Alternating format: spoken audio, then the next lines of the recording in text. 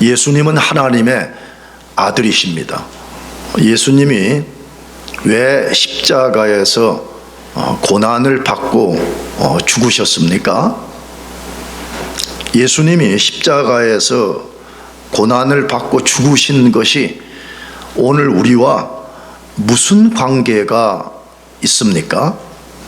세상 모든 사람은 말할 것도 없고 이미 예수님을 구주로 믿고 있는 우리도 예수님의 십자가의 죽음의 이유와 목적을 분명하게 알고 있어야 되고 더 깊이 알아가야 됩니다.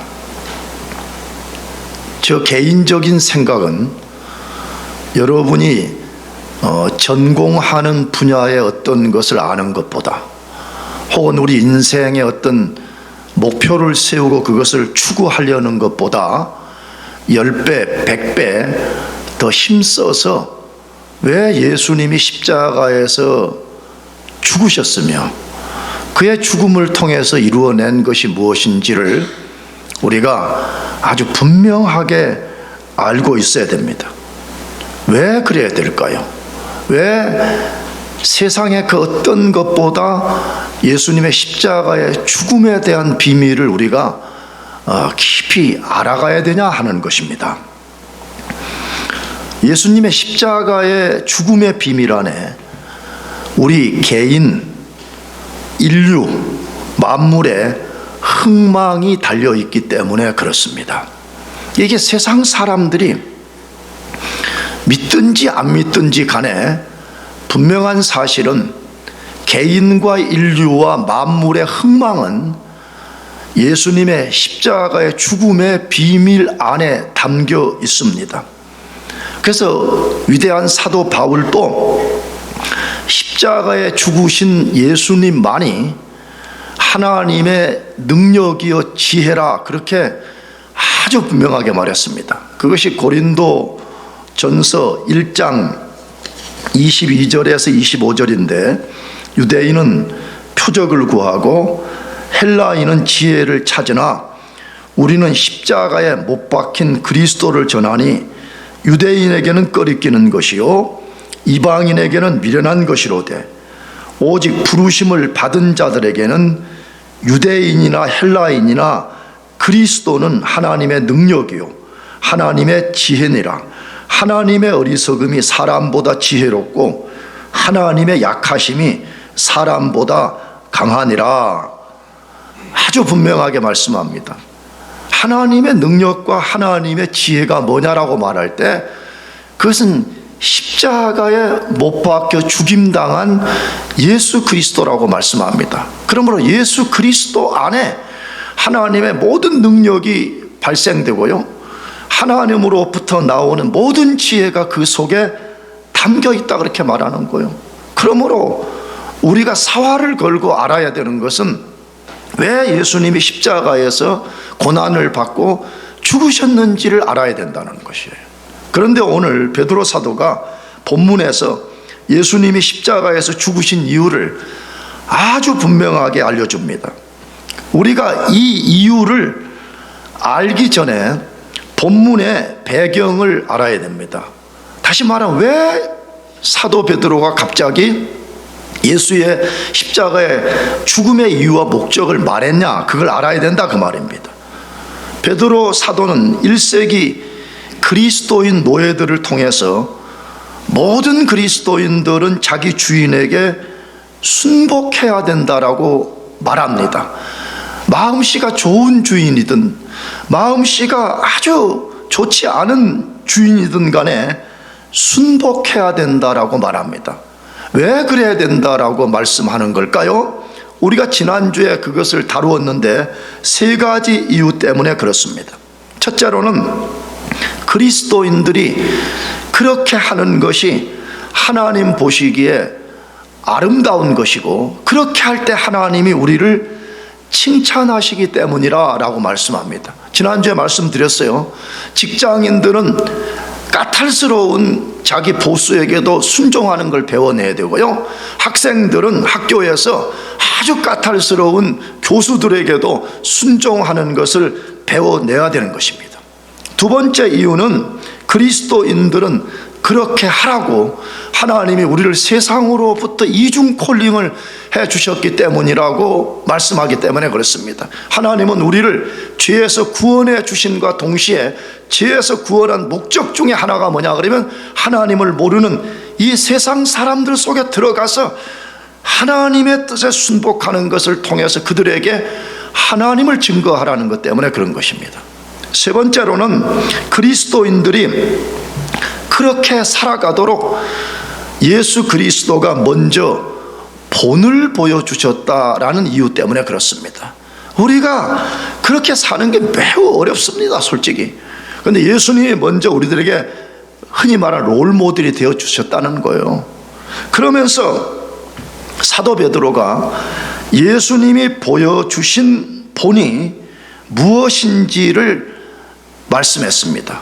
예수님이 어떤 본을 보여주셨대요?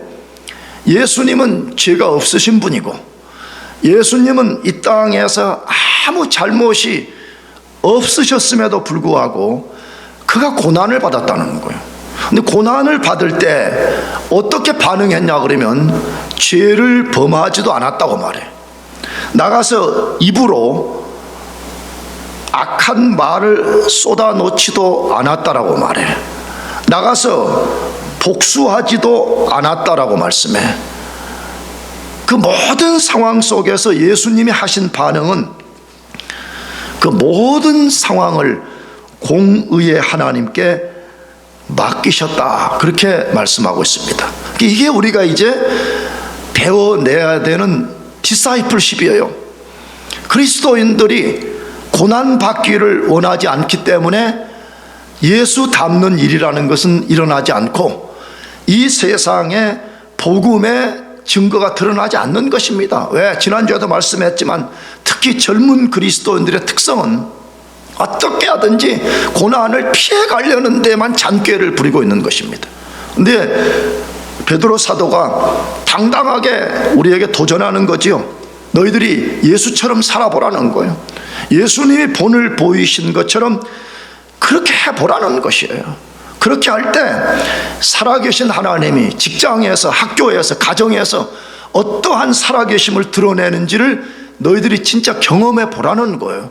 하나님은 진짜 없는 데 있다고 말하는 것인지 아니면 우리가 말씀대로 행하면 진짜 하나님이 어떤 살아계신 역사를 보여주는 건지 너희들이 순종을 통해서 경험하라는 것이에요.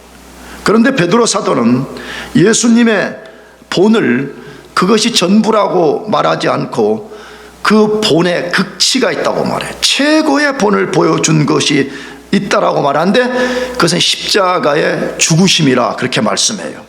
그러면서 베드로 사도가 왜 하나님의 아들이 죄 없으신 그분이 십자가에서 우리 죄를 대신해서 죽으셨으며 그분의 죽으심과 고난을 믿는 사람들에게 도대체 어떤 일을 만들어 주셨는지를 알려줍니다. 저는 이걸 우리가 알아야 된다고 믿는 사람이에요. 왜 그가 우리 대신 죽었냐는 거예요. 그 대신 죽음을 통해서 우리에게 도대체 무슨 일을 만들어 주셨는가, 이걸 우리가 알아야 된다는 것이에요.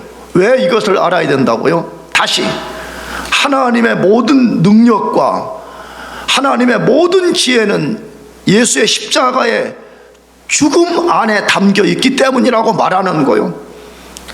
여러분, 예수를 믿든 안 믿든 보편적인 사람들의 소망은 그거 아니에요? 진짜 하나님이 계신다면 하나님의 능력을 경험해 보고 싶다는 거예요. 하나님의 지혜를 진짜 이렇게 온전히 경험해 보고 싶다는 거예요. 다 그런 소망이 없는 사람이 없잖아요. 다 진짜 목사도 성도도 일반 사람들도 신이 있다면 신의 능력과 신의 지혜를 경험해 보고 싶은 것이 바람 아니에요? 그런데 베드로 사도는 분명히 말하고 바울 사도도 분명히 말하는데 뭐라고요?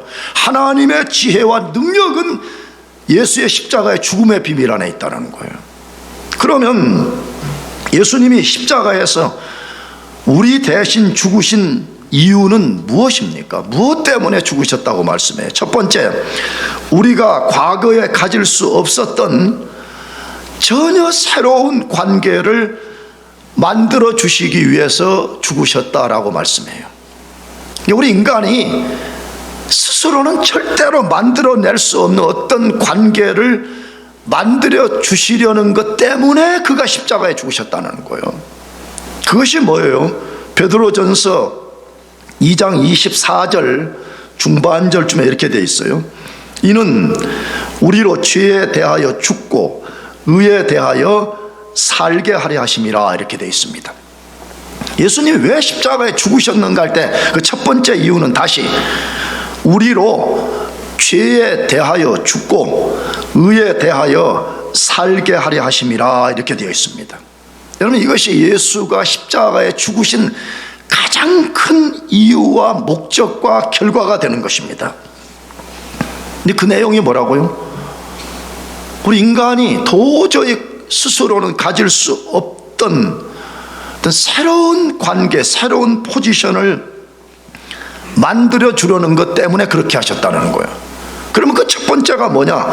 우리로 죄에 대해서 죽게 하기 위해서 예수님이 죽으셨다는 거예요. 이 말이 무슨 뜻이에요? 우리로 죄에 대하여 죽게 하기 위해서 예수가 죽었다는 거예요. 그럼 도대체 이 말이 무슨 말이냐는 거예요. 교회를 좀 다닌 사람들은 알지 않아요? 모든 인간은 인류의 대표자인 아담의 죄에 가담해서 태어날 때부터 죄의 지배를 받는 죄의 종입니다. 다시 말해서 아까도 내가 말했지만 어떤 사람들이 그것을 인정하든 인정하지 않든 간에 하나님은 선언합니다. 아담의 죄에 가담한 모든 자연인은 태어나는 순간에 죄의 종이 되어서 죄의 지배를 받다가 지옥 떨어지는 인간이라 그렇게 말하는 것입니다. 얼마나 불행해요. 나는 그래서 언젠가도 말했지만 예수 믿기 전에는 예수 믿는 사람들 욕하고 대적하고 조롱하고 비난하고 내 마음대로 사는 것이 굉장히 인간다운 건 줄 알았어요. 오히려 예수 믿는 사람들이 불쌍한 인간으로 조롱했어요. 근데 하나님의 은혜 입고 나서 예수 믿고 나 보니까요, 엄마 뱃속에 태어나서 자연인 상태에 살아가는 사람들은요, 내가 볼 때 가장 불행한 사람들이에요. 가장 불쌍한 사람들이에요. 가장 위험한 사람들이에요. 돈이 많든 적든 공부를 많이 했든 공부를 적게 하든 그런 건 아무 상관이 없습니다. 가장 불행하고 가장 위험한 상황에 떨어진 것입니다. 우리도 과거에 그런 사람들이었습니다. 왜? 우리도 아담의 죄에 가담된 인간들이었기 때문에 그런 것입니다. 그런데 예수님이 십자가에서 우리 죄를 대신하여 죽어주심으로 그 죄에 대하여 죽게 해 주셨습니다. 예수의 죽음을 통해 가지고 우리를 그 죄로부터 죽어버리게 만들었다는 거예요. 여러분, 그 말은 무슨 말이에요? 죄에 대해서 내가 살게 되면 계속 죄를 짓는 인간인데 내가 죽어버려, 죄에 대해서. 그러니까 다시는 그 죄가 나를 지배할 수 없게 만들어버린 거예요. 그래서 진짜 예수 믿어 구원받으면 아담의 죄로 말미암아서 우리가 죄의 사슬에 묶여있다가 이 죄의 사슬에서 끊어져 버리는 거예요. 믿으시기 바랍니다. 그러므로 이 말을 다른 말로 하게 되면 우리를 죄에서 건져내 주셨다는 말이고 그 옛 죄와 아무 관계가 없게 만들어 주셨다는 말인 것입니다. 그래서 이 말을 어떤 번역 성경에는 우리는 더 이상 죄 짓는 삶을 중단하게 만들어 줬다, 이렇게 번역을 했어요. 여기 죽었다는 말을 영어로 스탑이라고 번역해야 된다는 거, 나도 거기 동의하거든요. 그러므로 절대적 사실이에요. 진짜 예수님을 구주로 믿고 성령으로 거듭난 사람의 특성이 뭐냐 그러면 죄를 전혀 안 짓는 게 아니에요. 진짜 거듭나도 죄를 지어요.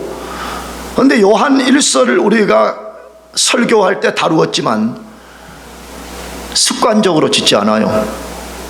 반복적으로 죄를 짓지 않아요. 다른 말 하기에는 고의적으로, 그게 죄인 줄 알고도 고의적으로 죄 짓는 삶을 살지 않게 된다 그 말이에요. 왜 그런 거예요? 예수님이 그 사람을 죄의 지배에서 건져내 주시고 예수 그리스도의 영이신 성령님이 그 사람 속에 들어오셔서 그 사람이 죄를 이기게 만들어주고 죄를 미워하게 만들어주고 죄와 싸워서 이길 수 있게 만들어주시기 때문에 그런 것입니다. 그래서 예수님 십자가에 왜 죽으셨어요? 그러면요, 지긋지긋하게 죄의 종노릇하던 우리를 건져내서 더 이상 죄의 종노릇하지 않게 만들어주신 때문에 그렇게 말하는 것이에요. 그런데 베드로 사도는 예수님이 십자가에서 만들어주신 관계가 거기서 끝나지 않는다고 말해. 또 다른 관계를 만들어주기 위함이라고 말해. 그게 뭐죠? 의에 대하여 살게 하려 하심이라 라고 말씀합니다. 죄에 대해서는 죽어버리고 의에 대해서는 진짜 사는 인생이 되게 만들어주기 위해서 죽으셨다는 거예요. 그러면 의에 대해서 산다는 말은 무슨 말씀이에요? 성경의 가장 중심되는 내용은 우리가 하나님과 올바른 관계 맺고 살게 만들어줬다 그 말이에요. 의에 대해서 과거에 우리는 아무 관계가 없는 사람이었어. 죄를 지어가지고 하나님과 관계가 완전히 끊어져 버린 거예요. 내가 자주 쓰는 예로 하면 나무가 말이에요, 그 뿌리를 땅에 이렇게 꽉 박고 있으면서 대지로부터 오는 영양분을 공급받아 살아야 되는데 나무가 뿌리가 통째로 뽑혀진 것처럼 우리가 존재의 뿌리가 하나님으로부터 완전히 뽑혀가지고 우리는 하나님과 아무 관계가 없는 그런 삶을 살게 된 존재가 된 것입니다. 그런데 하나님과 관계를 인간이 맺으려면 성경은 분명히 말해 인간 스스로는 불가능하다고 말해. 인간 스스로는 아무도 스스로의 힘과 지혜와 능력으로 그 관계를 회복할 수 있는 사람이 아무도 없어요. 그래서 예수님이 십자가에서 우리 죄를 대신해서 죽으시고 그 죄값을 공의의 하나님께 드리실 때 하나님이 그 죄값을 받으시고 예수 그리스도를 구주로 믿는 사람의 죄를 완전히 용서하고 하나님 자신과 새로운 관계를 맺게 만들어 준 것입니다. 이것을 의에 대해서 사는 것이라 그렇게 말하는 것입니다. 그래서 그리스도인이 누구냐 그렇게 말하면 그리스도인은 교회 다니는 사람이 아니에요. 내가 말하지만 이 말 무슨 뜻인지 알죠? 교회도 안 다니는 사람이 그리스도인일 가능성은 거의 없어요. 내가 보기에. 그러나 그냥 단순히 주일 되면 그냥 교회 와가지고 찬양 몇 곡 부르고 그런 것이 그리스도인의 아이덴티티가 아니라 이 말이에요. 여러분, 그리스도인은 누구예요? 죄에 대해서는 죽어버렸고 의에 대해서 산 사람입니다. 믿으시기 바랍니다. 그래서 베드로 사도는 베드로 전서가 그걸 말한다 그랬잖아요. 그리스도인을 위로하기 위해서 쓴 성경인데 끊임없이 그리스도인의 정체성을 말하는 거예요. 그리스도인이 누구냐 그렇게 말하면 그리스도인은 죄에 대해서 죽어버린 사람이요 의에 대해서는 산 사람이라 그렇게 말하는 거예요.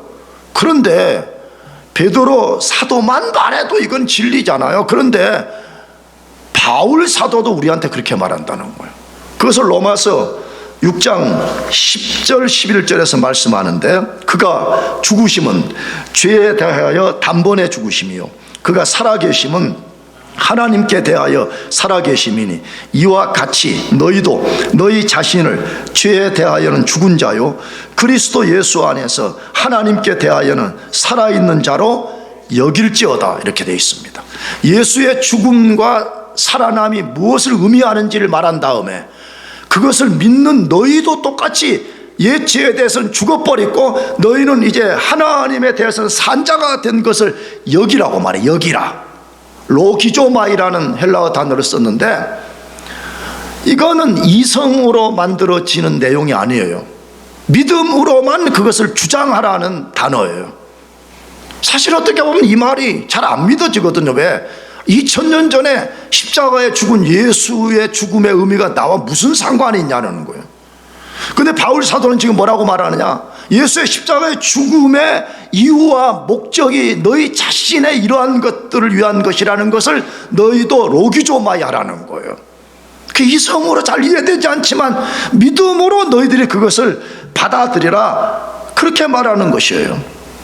여러분, 만일에 진짜 우리가 아담의 죄에 가담했던 옛 죄에 대해 죽어버리고 우리가 예수 그리스도로 말미암아 하나님과 새로운 관계를 맺고 하나님께 대해 산다 그러면 여러분, 우리가 어쩌다는 거예요?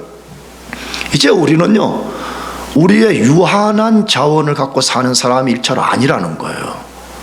그 하나님의 무한한 자원 속에 우리가 살게 되는 거예요. 나가서 하나님과 올바른 관계 속에 있는 사람은 실제로 더 이상 반복적이요, 습관적이요, 고의적으로 죄를 짓지 않아요. 죄를 미워하는 성향이 그 사람 속에 계속 자라나는 거예요. 그래서 하나님과 친밀히 교제하고 하나님과 통하는 삶을 사는 거예요. 이런 사람들은 내가 자주 말하지만 저 북극에 가도 두렵지 않아, 저 남극에 가도 두렵지 않아. 근데 오늘날 젊은 그리스도인들이요, 조그마하고 두려워합니다. 조그마 어디 저기 졸업하고 자기 원하지 않는 어디 변두리 도시 직장 가면 막 속으로 막 불안해합니다. 왜 그런 거예요? 거기 하나님이 함께 하신다는 것을 못 믿으니까 그러는 거 아니에요? 그리스도인이 누구냐 하면 그리스도는 옛죄에 대해서 완전히 죽어버리고 우리는 하나님과 완전한 관계 속에 사는 사람이라고 말해. 이번 학기를 시작하면서 여러분들이 예수 그리스도의 십자가의 죽음과 부활을 꽉 믿고 여러분들이 하나님과 새로운 관계 속에 있다는 것을 믿고 담대하게 이 학기를 시작하시기를 바랍니다. 두 번째로, 예수님이 왜 십자가에서 우리 대신 죽어주신 것입니까?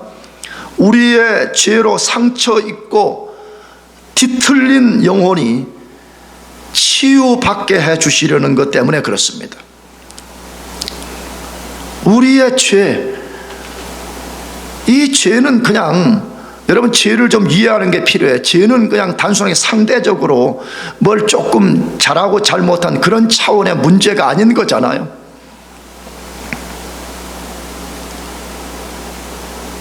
죄가 우리 영혼을 완전히 뒤틀려 버리게 만들었습니다. 예수님이 이 문제를 해결해 주기 위해서 십자가에 죽으셨다, 그 말이에요. 그 이야기를 베드로전서 2장 24절 하반절에 뭐라 그랬어요? 저가 채찍에 맞음으로 너희는 나음을 얻었나니, 그렇게 되어 있습니다. 예수님이 십자가에 달리기 전에 로마 군병들에게 셀 수 없는 채찍을 맞으셨다고 성경에 기록되어 있죠. 그 우리 고난주간 때 다루었지만 우리는 아마 한 대 맞으면 죽고 말았을 거예요, 그랬잖아요. 그 채찍 끝에 그 책들을 읽어보면 뼈나 납조각 같은 걸 붙여가지고 쫙 감아서 당기면 그냥 이 살점이 떨어지면서 그 속에 혈관이 드러나고 심지어는 뼈가 들어올 만큼 그런 채찍에 맞으셨다는 거예요. 그 채찍에 맞음으로 너희는 나음을 얻었나니, 예수님이 왜 십자가에서 고난을 받고 십자가 달리기 전에 왜 그런 채찍을 맞았는가? 우리의 뒤틀려진 어떤 영혼의 문제를 해결하기 위해서 그랬다는 거예요. 자, 그런데 이 사건은 예수님이 탄생하기 약 800년 전에 이사야 선지자가 앞으로 오실 예수님, 앞으로 오실 메시아가 실제 그런 일을 당할 것이라고 예언을 했고 예수님이 그 예언대로 와서 그걸 성취했다는 거예요. 이사야가 뭐라고 예언했어요? 이사야서 53장 5절에 그가 찔림은 우리의 허물 때문이요 그가 상함은 우리의 죄악 때문이라. 그 징계를 받음으로 우리는 평화를 누리고 그 채찍에 맞음으로 우리는 나음을 받았도다. 이사야가 예언하는 거예요. 앞으로 메시아가 오면 그가 이런 일을 통해 가지고 죄로 인해서 하나님과 관계가 끊어진 채 비참하게 살고 죄 때문에 뒤틀린 상태에 있는 영혼들에게 은혜를 주시고 생명을 주시고 평화와 부요함을 가져다 주기 위해서 그가 죽을 거라는 거예요.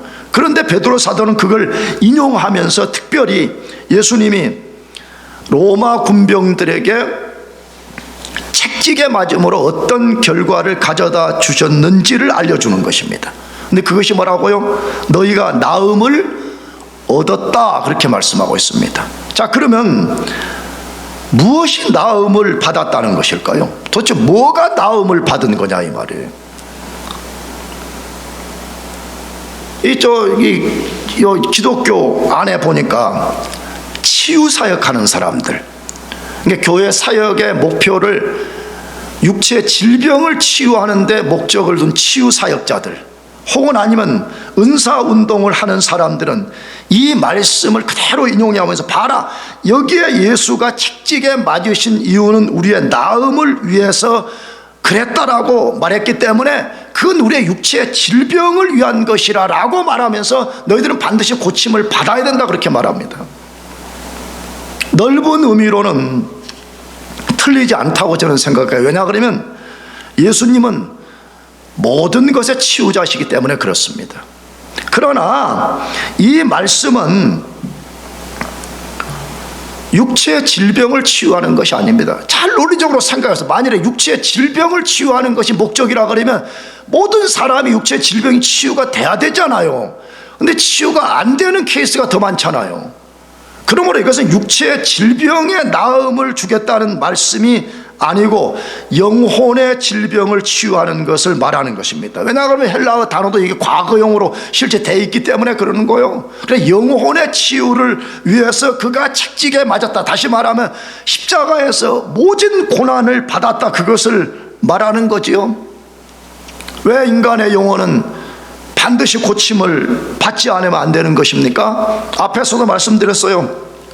모든 인간은 단 한 사람도 예외가 없이 첫사람 아담 언약의 종속이 되어서 아담이 죄를 짓는 순간에 모든 인간이 그 죄에 가담한 존재가 되고 만 거예요. 그런데 죄를 짓는 순간에 그 죄가 영혼에 치명타를 가해버리는 거예요. 그러니까 죄는 조금 상대적으로 내가 뭘 훔쳐왔다 안 훔쳐왔다, 내 명예가 조금 손상됐다 안 됐다, 그런 차원의 문제가 아닌 거예요. 하나님을 대적하고 하나님께 불순종하는 순간에 그 죄가 우리 영혼에 치명타를 가해서 그 결과로 우리 영혼의 가장 중요한 핵심 기관을 망가뜨려 버린 거예요. 그 핵심 기관이 뭐예요? 여러분이 쉽게 이해하면 지식, 감정, 의지인 것입니다. 그러니까 잘 보세요. 예수를 믿는 사람도 지정의를 가지고 있고 예수를 믿지 않는 사람도 지정의를 갖고 있는데 왜 어떻게 예수 안 믿는 사람은 그 똑같은 지정의를 가지고 하나님이 없다고 말하고 하나님을 대적하고 성경을 대적하고 하나님을 조롱하는 데 사용하냐 이 말이에요. 지정의가 없어서 그런 게 아니에요. 고장난 지정의 때문에 그런 거예요. 그러면 그리스도인들은 어떻게 그럼 이게 가능했냐? 우리는 하나님의 은혜로 구원을 받는 순간에 그 고장났던 지정의, 뒤틀렸던 지정의, 죄로 타격을 입은 지정의가 구원받은 거예요. 나음을 잊게 된 것이에요. 증거는 뭐예요? 그래서 우리가 보이지 않는 하나님을 살아계신다고 고백하고 있고 하나님을 예배하고 있고 하나님을 의지하는 것입니다. 죄로 치명타를 입은 영혼의 상태를 갖고는요, 하나님 자신을 알 수가 없어요. 인간은요, 하나님의 존재를 받아들일 수가 없어요. 그래서 예수님이 십자가를 지시기 전에도 책찍에 맞는 고난, 십자가에서 모진 고난, 십자가에서 죽으시는 것을 통해서 그가 신비하게 그것을 믿는 우리 영혼의 치유를 가져줬다는 거예요. 그리스도인은 누구예요? 다시, 그리스도인은 그냥 교회만 왔다 갔다 하는 사람이 아니에요. 그리스도인은 죄로 고장난 영혼이 치유받은 사람이에요. 믿으시기 바랍니다. 우리는 고장난 영혼의 지정의가 나음을 입어서 우리가 하나님을 알게 된 거예요. 나음을 입어서 우리가 우리 감정을 갖고 하나님을 찬양하는 거예요. 나음을 입은 의지를 가지고 하나님 말씀에 순종하는 사람이 된 것이에요. 그러나 기억해야 됩니다. 우리는 완벽한 나음을 입었다고 말하지 않아요. 우리는 거기서 건짐을 받은 것이 분명하지만 계속해서 우리의 지정의가 변화되고 성장되고 강해지라고 그렇게 말해요. 그것을 사도 바울이 에베소서 3장 14절에서 19절로 말씀하는데, 이러므로 내가 하늘과 땅에 있는 각 족속에게 이름을 주신 아버지 앞에 무릎을 꿇고 비노니 그의 영광의 풍성함을 따라 그의 성령으로 말미암아 너희 속사람을 능력으로 강건하게 하시오며 믿음으로 말미암아 그리스도께서 너희 마음에 계시게 하시옵고 너희가 사랑 가운데서 뿌리가 박히고 터가 굳어져서 능히 모든 성도와 함께 지식에 넘치는 그리스도의 사랑을 알고 그 너비와 길이와 높이와 깊이가 어떠함을 깨달아 하나님의 모든 충만하신 것으로 너희에게 충만하게 하시기를 구하노라. 아멘. 여러분, 이 말 속에 얼마나 놀라운 비밀이 담겨 있어요. 이 에베소 교회는 사도 바울이 복음을 전해서 개척한 교회잖아요. 근데 바울이 떠나고 이제 그 교회 편지 보낸 거요. 근데 바울이 떠난 후에도 늘 에베소 교회 성도들 위해서 기도를 했다는 거예요. 근데 어떻게 기도했대? 내가 무릎을 꿇고 비노니 이렇게 말하는 거예요. 바울이 얼마나 간절하게 하나님께 에베소 교회 성도들 위해서 기도했는가. 근데 그 내용을 보니까 너희 세상에서 부자 되라, 너희 세상에서 높은 명예를 손에 넣으라, 그런 걸 기도하지 않았다는 거예요. 그럼 뭘 기도했는가 봤더니 뭐라 그래요? 너희 속사람을, 다시 뭐라고요? 너희 무엇을요? 너희 속사람을 하나님의 능력으로 강건하게 하시옵고 이렇게 돼 있단 말이에요. 우리의 꿈은 뭐예요? 세상에 맨날 부자 되고 겉사람이 어떻게 되는 거, 우리의 외적인 뭐가 맨날 어떻게 되는 것에 우리는 지대한 관심을 갖고 있는데, 사도 바울은 그렇게 말하지 않았다는 거예요. 내가 무릎을 꿇고 비노니 너희 속사람이 하나님의 능력으로 강건해지라는 거예요. 여러분, 그 속사람이 영혼인 것이고 그 속사람이 지정인 거잖아요. 지식과 감정과 의지의 변화를 가져오라는 거예요. 한 번 고침받은 그 상태로 머물러 있지 않고 지식이 자꾸만 변화되는 거예요. 하나님을 더 깊이 알아가고 영적 세계를 더 깊이 알고 보이는 세계보다 보이지 않는 세계가 더 크고 놀랍고 우리가 반드시 그걸 손에 넣어야 된다는 것을 지식적으로 알아가라는 거예요. 감정적으로 너희 속사람이 좀 강해지라는 거예요. 조금만 하면 삐지고 조금만 하면 실망하고 조금만 하면 토라지고 어린아이 같은 그런 상태를 좀 갖지 말고 강한 감정을 가지고 그 감정을 가지고 하나님의 임재를 깊이 체험하고 하나님 그분을 노래하고 하나님 그분을 증거해 보라는 거예요. 의지도 마찬가지 아니에요. 치사 선택적 의지, 내가 필요로 하고 좋다고 여기면 순종하는 척하고 내가 뭔가 고난을 좀 받아야 될 것 같다 하면 의도적으로 피해버리는 그런 의지적 태도를 갖지 말고 하나님이 말씀하시면 이해가 되든 안 되든 말씀에 순종할 수 있는 그런 의지를 강하게 키워가라, 그렇게 말하는 거잖아요. 그렇게 합시다. 아멘. 여러분, 그걸 위해서 우리가 이 땅에 존재하는 거잖아요. 왜 하나님이 우리를 여기 살게 만들어주는 거예요? 내가 다시 말하지만 여러분을 나쁘게 도전하라 그런 게 아니에요. 하나님 나라에 박사학위가 모자라가지고 우리 보고 박사학위를 따가지고 그 나라에 공헌을 하라, 그런 것 때문에 남겨둔 게 아니잖아요. 죄로 타격을 입어가지고 말로 다 할 수 없는 상처를 입고 왜곡되고 뒤틀려 있는 너희 속사람을 내가 이제 새롭게 줬으니까 계속 그리스도 예수 안에서 성령 안에서 그걸 새롭게 만들어가라는 거, 새롭게 만들어가라는 거. 그렇게 합시다. 바울처럼. 우리 겉사람은 후패하나, 바울이 그렇게 말했잖아요. 겉사람은 늙어가, 어차피 늙어가게 돼 있어요. 어차피 삐그덕거리게 돼 있어. 우리 겉사람은 후패하나 속사람은 날로 새로워지는 도다라는 그 고백처럼 그의 고난과 죽음을 통해서 뒤틀려진 우리 영혼에 나음을 주신 이유와 목적이 어디에 있는지를 잘 깨닫고 배워내면서 우리 모두가 계속해서 변화되고 계속해서 새로움을 경험하기를 축복합니다. 마지막 세 번째로, 예수님이 십자가에서 고난을 받고 죽으신 이유가 어디에 있는 거예요? 우리의 영원한 감독과 목자 되신 하나님께로 돌아가게 해주시려는 것 때문에 그렇게 했다, 그렇게 말해요. 그것이 오늘 본문 2장 25절 말씀인데, 2장 25절을 같이 읽어보겠습니다. 시작. 너희가 전에는 양과 같이 길을 잃었더니 이제는 너 영혼의 목자와 감독 되신 이에게 돌아왔느니라. 이야, 정말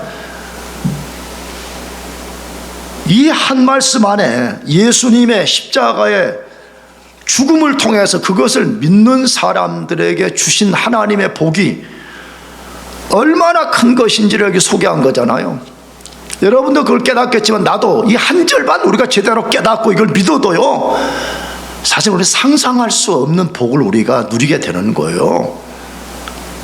그런데 몇 번 말씀드렸듯이 첫사람 아담의 죄에 가담된 모든 인간은 그 순간 길을 잃어버리고 갈 곳을 모르는 양처럼 되었다고 말해. 이사야 선지자도 일찍이 죄로 타락한 모든 인간을 그렇게 묘사를 했어요. 죄 가운데 있는 인간은 어떤 인간이냐고 말할 때 이사야서 53장 6절, 우리는 다 양 같아서, 우리는 뭐라고요? 다라고 말해. 다 양 같아서 그릇 행하여 각기 제 길로 갔거늘 여호와께서는 우리 모두의 죄악을 그에게 담당시키셨도다 라고 되어 있습니다. 여러분, 단 한 사람도 예외가 없어요. 잘난 체 할 것 아무것도 없어요. 우리는 모두가 다 양 같아서 그릇 행하여 각기 제 길로 갔다라고 말합니다. 여러분, 죄가 뭐예요? 여러분, 죄는요, 이사야가 지금 규명하는 거예요. 우리는 다 양 같아서 그릇 행하여 각기 어디로 간 거요? 제 길로 가버리는 걸, 그걸 죄요, 죄의 결과요, 죄의 비극이라 그렇게 말하는 것이에요. 안타까운 것은 사람들이 그렇게 자기 길을 가는 것이 죄인 줄 모를 뿐만 아니라 도리어 그렇게 가는 것이 인간다운 것이라고 주장을 해요. 아니, 내가 내 인생을 가지고 내 마음대로 내 길을 가는데 뭐라고 잔소리를 하냐, 이런 식이란 말이에요. 근데 성경은, 하나님은 아니라고 말해요. 하나님의 길을 알지 못한 채 하나님이 제시한 길을 가지 아니하고 자기 마음대로 자기 길을 가는 것을 죄라고 말씀하는 것입니다. 자, 그런데 자기 길을 가는 죄의 결과는 그건 무엇일까요? 잘 생각해 보세요. 만일에 우리가 죄의 어떤 비참한 결과가 없다 그러면 우리가 무슨 각기 제 길로 가든 말든 별로 신경 쓸 것도 없어요. 예수의 십자가의 죽음과 고난의 의미를 생각할 필요도 없는 거예요. 근데 죄의 결과가 있다는 거예요. 이 죄의 결과를 알려면 이사야가, 베드로 사도가 말하는 것처럼 길 잃은 양이 어떤 처지에 있는가를 우리가 상상해 보는 게 필요해요. 왜? 우리는 다 각기 제 길로 간 양과 같다 그랬기 때문에. 여러분, 각기 제 길로 자기 마음대로 자기 길 가는 그 양은 어떤 상태에 있습니까? 그냥 아주 단순하게, 우리가 양 연구가가 아니어도 그냥 단순하게 생각만 해도 자기 스스로 푸른 초장 쉴만한 물가가 어디에 있는지 못 찾습니다. 양은요, 굶주려, 목말라, 뭔가 좀 쉬어야 돼. 근데 어디에 좋은 초장이 있는가, 어디에 신선한 프레시 워터가 있는가, 어디에 그늘나무가 있는가, 양은 스스로 찾지를 못하는 거예요. 하나님 떠나서 각기 제 길로 간 인생, 그런 거예요. 굉장히 잘난 척하고 굉장히 자기가 인생의 푸른 초장을 만들어내고 실만한 물가를 만들어낼 것처럼 하지만 그렇지가 않습니다. 내가 지난 수요일에 천국 공부하면서 우리 형제 자매들의 그 이야기를 했어. 나는 꼭 이 뉴스 기사 같은 걸 읽을 때 유명 정치인이나 부호들이나 연예인들이 죽으면 딴 건 안 봐. 왜냐 그러면 그 인간은 다 똑같으니까. 근데 몇 살에 죽었는가를 봐요. 몇 살에 죽었는가. 오늘 아침 뉴스 보니까 프랑스의 유명한 영화배우 알랭 드롱이 죽었대. 아주 나쁜 인간이거든요. 나는 그걸 그래서 이렇게 스크랩 해놨어. 지금 교회에다가. 알랭 드롱은요 천하의 남봉꾼이에요. 나 딴 건 안 봤어요. 몇 살에 죽었는가 이걸 확장시켜 봤어요. 88세 죽었더라고. 88세. 자 보세요. 여러분 알랭 드롱 잘 모를 거야. 또 MZ세대, 특히 G세대는 더 모를 거야. 전설적인 인물이었어. 그래서 한국에 이런 말이 있어. 좀 잘생긴 어떤 남자가 있으면 알랭 드롱 같다 이렇게 말할 정도야. 고유 대명사가 돼버린 거예요. 여러분 영원히 살 것 같이, 천하를 호령할 것 같은, 자기 마음대로 모든 여자들을 후릴 것 같이 했던 사람조차도 그의 생애 마지막에 무슨 상 받는 데 나왔다는 사진을 내가 봤더니요 죽음의 검버스싱이 얼굴에 꽉 끼어가지고요. 이 사람이 과연 20대 30대 때 전 세계를 호령했고 호렸던 알랭 드롱이 맞는가 할 정도로 그런 비참한 모습을 띠고 있더라고요. 여러분 인생은 그런 거예요. 인생은 자기 스스로 푸른 초장과 실만한 물가를 절대로 찾을 수가 없는 존재인 거예요. 여러분 길 잃어버린 양의 또 다른 특성은 그건 무엇이에요? 자기 앞에 사나운 가시덤불과 혹은 위험한 절벽이 기다리고 있다는 걸 전혀 모르는 존재예요. 여러분 인간이 그런 거 아니에요? 자기 내일, 자기 앞에 뭐가 기다리고 있는지, 자기의 30, 40, 70 이후 너머에 뭐가 기다리고 있는지를 전혀 모르는 그런 인간들로 살고 있지 않아요? 길 잃은 양의 특성은 뭐예요? 자기 주변에 자기를 먹잇감으로 삼기 위해서 숲을 속에서 자기를 노려보고 있는 사나운 짐승이 있는 걸 전혀 모르고 있는 거잖아요. 하나님을 떠난 인간의 특성은 뭐예요? 악령이 말이에요. 자기를 지배했다가 영원한 지옥에 던지려고 하는 걸 전혀 모른 채 살아가는 그런 존재가 아니에요? 길 잃은 양의 가장 비참함은 뭐예요?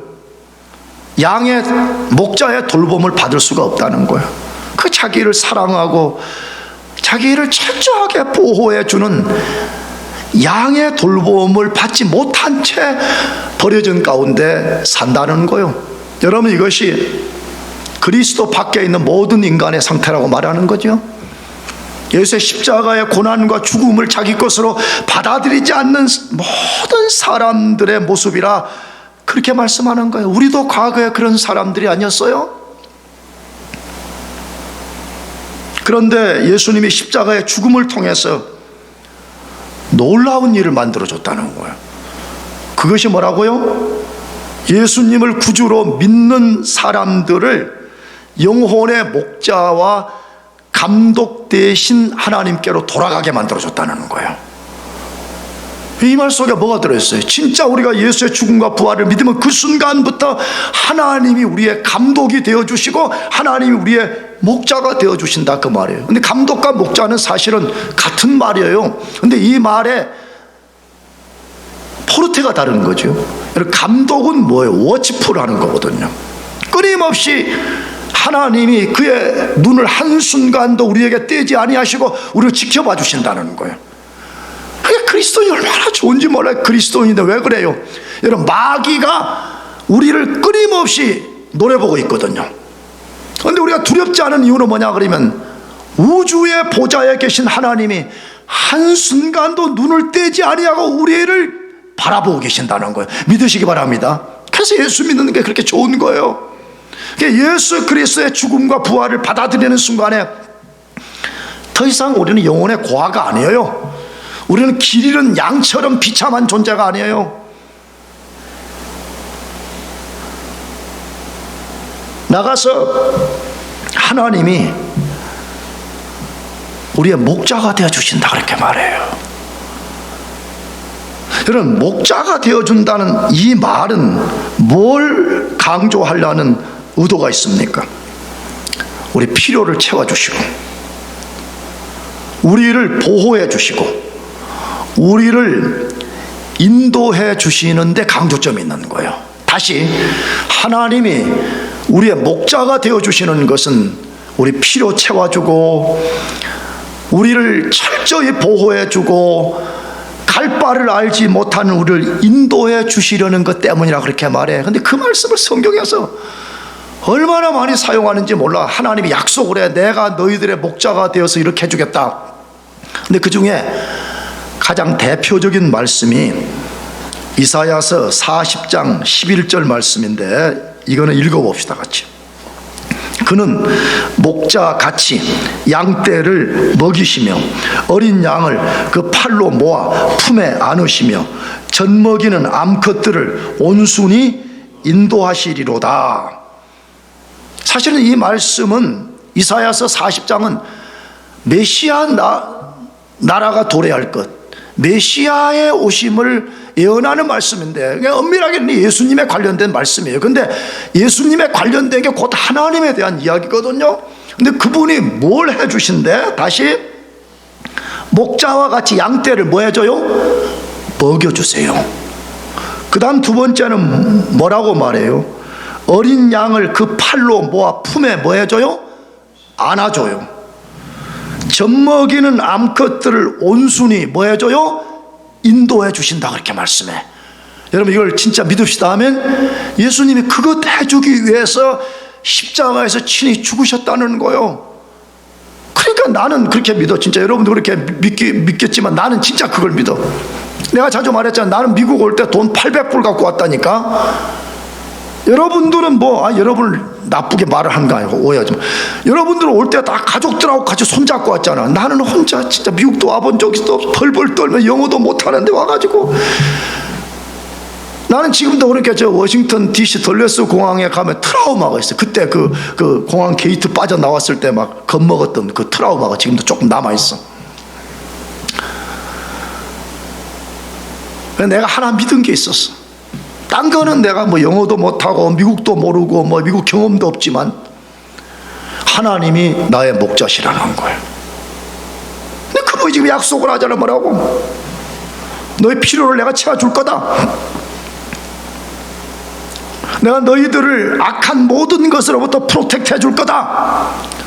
내가 너 인생의 길을 반드시 인도해 줄 것이라고 약속을 하잖아. 약속을 하나님이. 그러면 하나님이 그렇게 약속을 하는데 우리가 어떻게 그분의 은총을 경험할 수 있냐는 거예요. 진짜 어떻게 하나님 인도를 우리가 받으면서 살 수 있냐는 거예요. 그 비밀을 알려주는 말씀 하나를 읽어봅시다.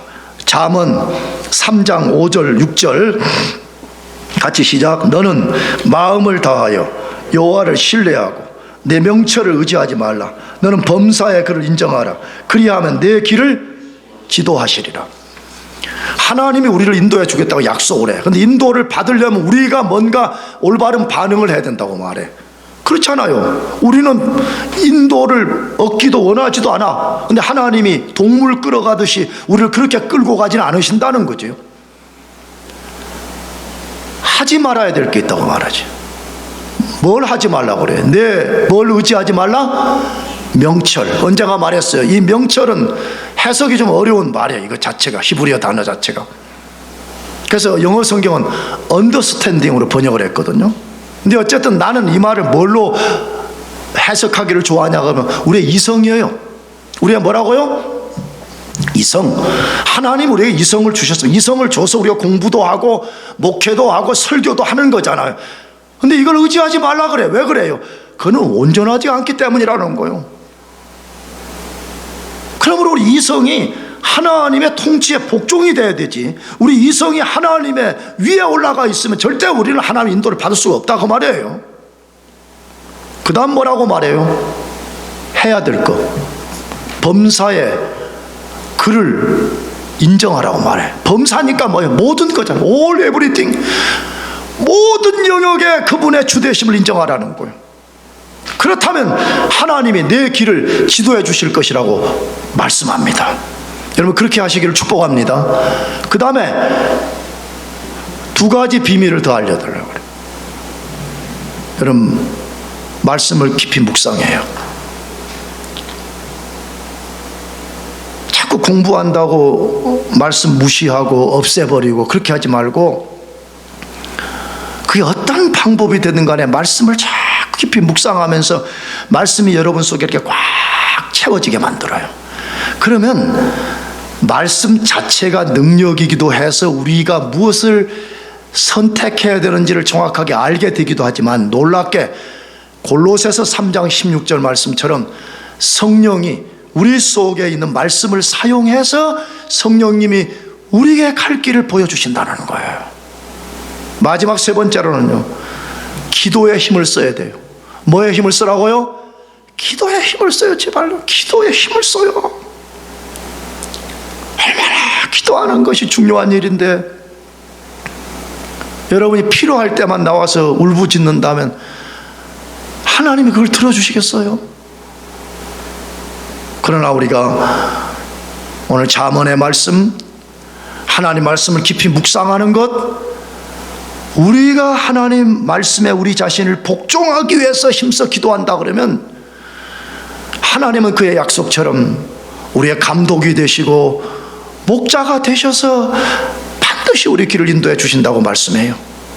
그래서 의심 없이 믿고 이번 한 학기도 여러분이 여러분의 목자가 되지 말고 목자 되신 하나님 그분을 의지하고 그분의 도우심, 그분의 인도를 받아서 이번 학기를 성공적으로 마치기를 축복합니다. 기도하겠습니다.